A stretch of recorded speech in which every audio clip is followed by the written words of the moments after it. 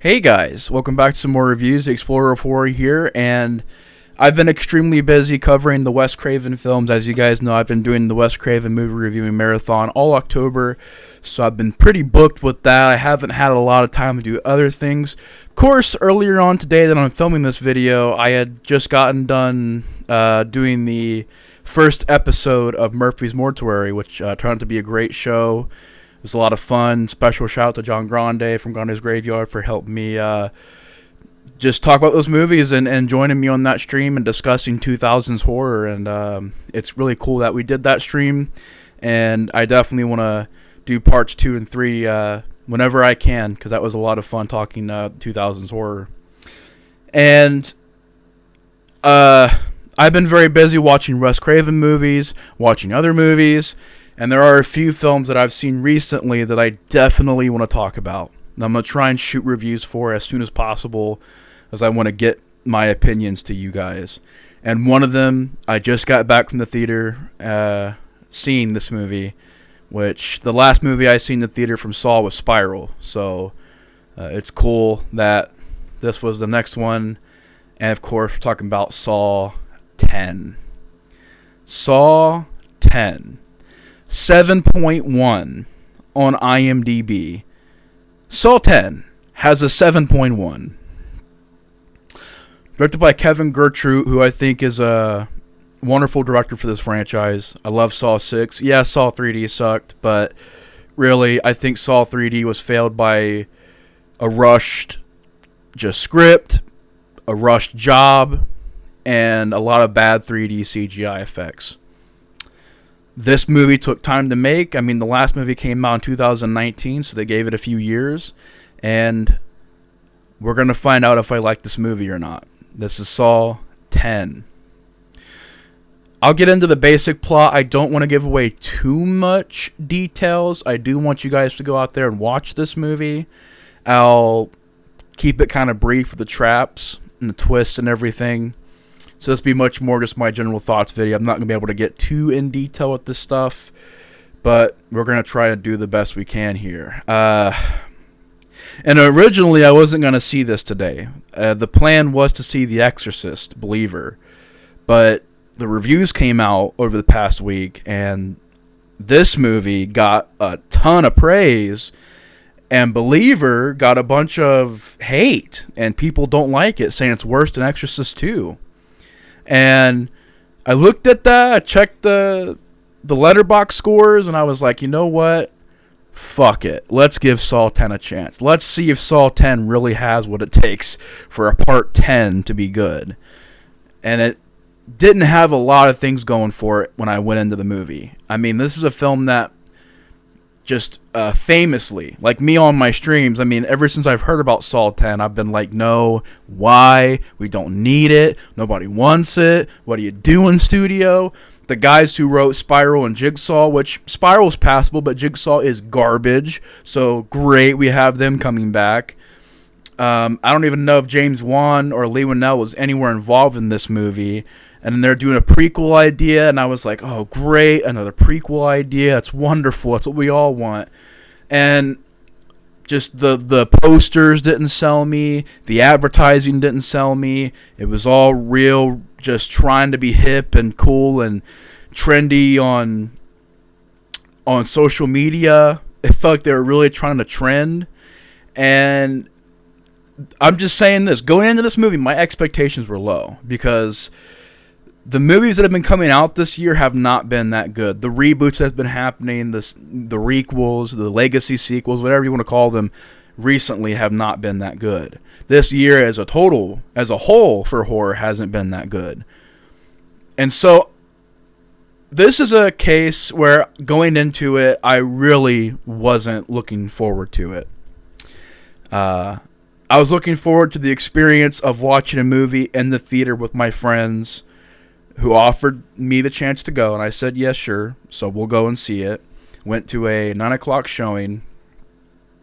The storyline of this movie takes place between 1 and 2. You have John Kramer, of course, dealing with the cancerous tumor in his head that we all know about from the previous Saw movies, and is basically told he's going to die no matter what he does. He's having trouble accepting this.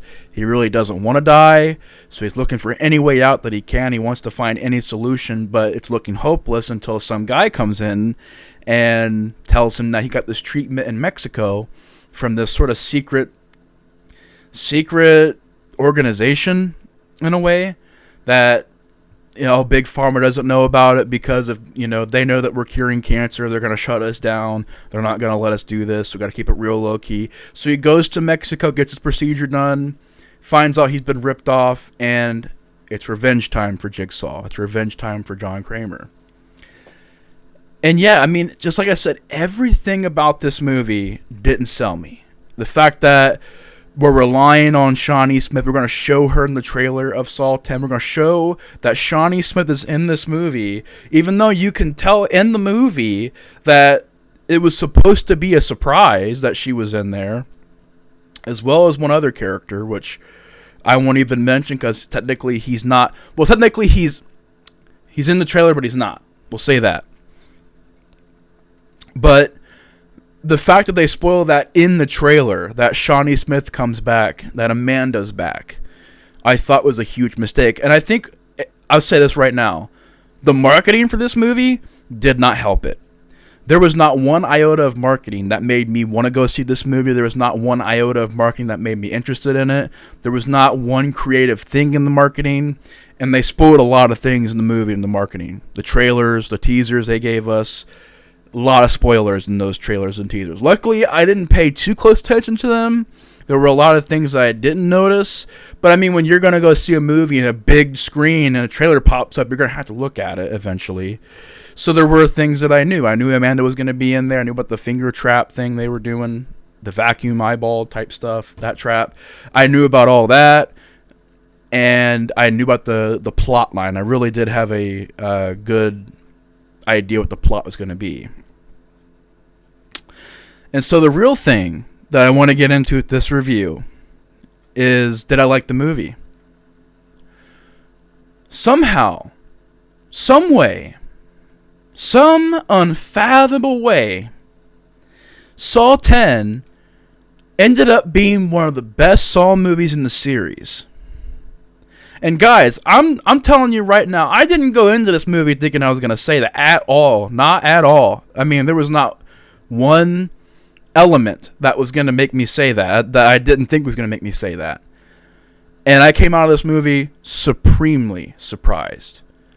Somehow, this is better than the rest of the stuff that we've been getting all year long, besides like Talk to Me and maybe a select few others. This is one of the best horror movies of the year, one of the better Saw movies, and an extremely, extremely surprising flick.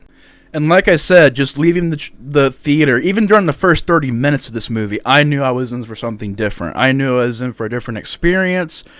I knew they were trying something out there and original. Not really out there, it's not a crazy concept, but they were really going for a new idea for Saw. When the first 30 minutes of this movie is more of getting to know John Kramer as a character. It's a character study. The first half hour of this movie is getting to know who John Kramer is and what he's going through and everything that's going on in his head, and his philosophies could change, and just a sense of hope that you get for this character for it to get crushed.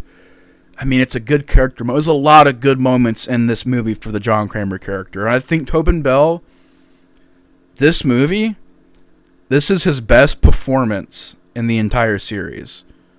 I'm being 100% honest. They found a way to make this character really fleshed out, really interesting, to the point to where you really don't want to see John Kramer get killed off, which eventually, happens in Saw 3. There's a lot of potential here for future movies. Unfortunately, there's not a lot of potential here for future movies with Tobin Bell in them as Jigsaw, because we know that John Kramer in Saw 3 dies. So there's not a lot of room to work in more sequels with Tobin Bell. I will say this movie's not perfect. It's not a 5 out of 5, but we'll get to my rating at the end of the video, of course. But I do think, for the most part, this movie was extremely surprising, and for a part 10, I mean, a part 10 had no right to be this good. There were moments where I was talking to my friends during the movie. I was like, why is this movie this good? Like, there's no need, there's no reason for a Saw movie to take the extra steps that they did in this sequel to where it is as noticeable as it is. And it really is. It really is noticeable. And as a Saw fan, there's a lot of cool moments in this movie. There's a lot of fan servicey moments, which honestly, it's not a bad thing for me if it's handled well. If it's handled well, it can be used to help the movie. And here, it did. There's a lot of decent ideas for traps. I mean, finally, we've been getting decent traps. Because from Saw, 7 on, the traps have been or hit and miss, or so-so. Here, we had some pretty damn good traps. We had moments where there was suspense in the traps, which I didn't think would ever come back. We had practical effects in this movie.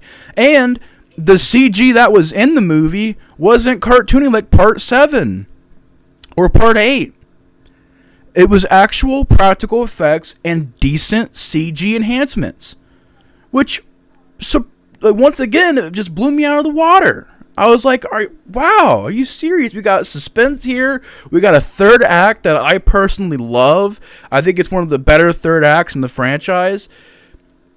And I'm just over here beside myself. I can't believe that I'm saying all this, but I am. And you know what? Saw 10 gives me hope, man. Saw 10, finally, out of all of these lifeless, heartless reboots and remakes and sequels and requels and legacy sequels, we get one, which there's been a few, but we get one where it really tries to give you what you want. You came to a Saw movie, you're getting a Saw movie. You want some gore and practical effects, you're getting that. You want the awful, ugly as fuck yellow filters, you got it back. Finally, you got it back. And for me, I was like, you know what? I hate the yellow-green filters, but it was cool to see that back. You like to hear some music, some pieces of music from the other ones? It's back in this. You want to see John Kramer as the lead of the movie, the star of the movie, the main character of the movie? You got it. You want to see Shawnee Smith come back and give a great performance? There you go. It gives you, as a Saw fan, what you want.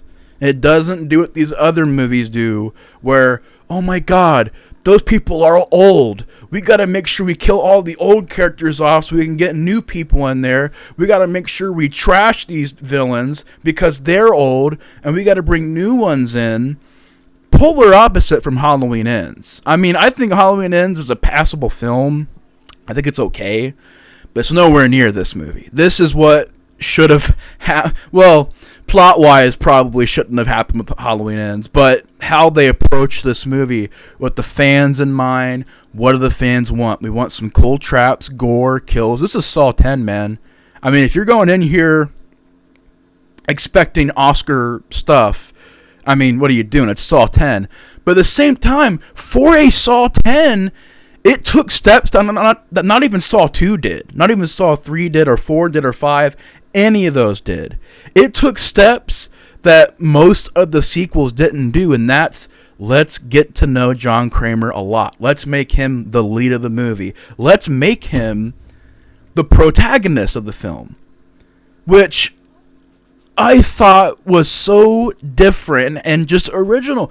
And I really do think this is a return to Saw. This is a moment in the franchise where we can see future Saw movies come out, and I want Kevin Gertrude to stay involved in this franchise. I think his direction of the actors, direction of the scenes themselves, the way they play out, just the way the editing is, which he's not an editor, but the way that he constructed this movie, Kevin Gertrude needs to carry this franchise on.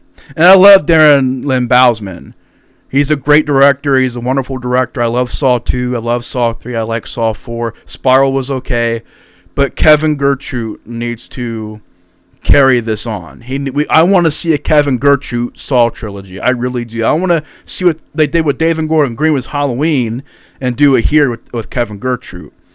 His just the way he revitalizes this series every time. I don't really count Saw 7 because it was rushed, didn't have a lot of time to get made, and you could say the same thing for Saw 6, but Saw 6 was a great return to form for the Saw films. I mean, Saw 6 is a fan favorite for many reasons. I like Saw 6 a lot. This, once again, he comes back in, making an original plot, very different, not what you expect, and a lot of twists and turns along the way. And yeah, I think Saw 10, I'm not going to get too much more into the plot. Just kind of giving you guys my raw feelings in this movie right from leaving the theater. I mean, I literally left the theater, came home, and got on here and filmed this review. It was surprising. The ending had a pretty cool twist. There's a lot of cool additions to the movie. Is it perfect? No, there are some scenes that don't work. There are certain characters that I think they had to make them the ultra bad villains because they didn't have one. So they're like, okay, we got to find people that are even worse than John Kramer. We got to make them the most despicable human beings ever. And it's very obvious they were doing that. They were trying to make them some kind of like super villain type of stuff. So that was a little weird. Some writing here and there could be tweaked. I think that the location of the traps was a bit like kind of forgettable. I mean, it literally looks like they shot this movie in a garage somewhere. So that was a bit lazy. I do think that there's some slow points here and there. Not boring per se, but some slow points. It slows down a bit. This movie's 2 hours long. It doesn't need to be 2 hours long. They could have trimmed it down a bit more. But overall, I think this is one of the best Saw movies out there. The cinematography, direction's on point. The editing's on point. They brought back the filters. The way it looks like a Saw movie from the early entries, like Saw 2, 3, and 4. It just fits that. It looks just like those movies. There is also a scene where, they establish in this movie that they don't kill people. We don't kill people. That's not what we do.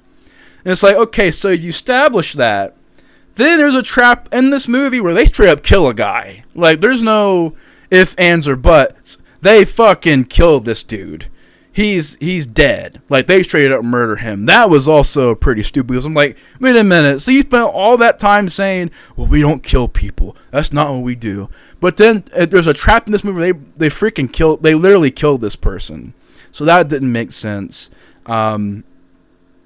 I honestly can't think of much else problems. I really can't. It's a very well-made movie. For a Saw 10, for a Part 10 in any franchise, it takes extra steps. It's extraordinary. It really does do the best it can with what it has. And I think Saw 10 is one of the best ones in the franchise. Saw 10 gets a 4 out of 5 from me. I love Saw 10. Great job to everybody involved. And it's great. I think the future is bright for Saw, hopefully. I don't want to get too much hope, but hopefully. But yeah, anyways, y'all, really enjoyed Saw 10. If you guys have seen it, comment down below your guys' thoughts on it. Also, check the description box below for all my social media stuff. If you want to follow me on Instagram, Letterboxd, and Twitter, it's down there in the description below. But anyways, y'all, that's going to do it for this review. Thank you guys so much for watching. Take care, and the Explorer of Horror is out. Peace.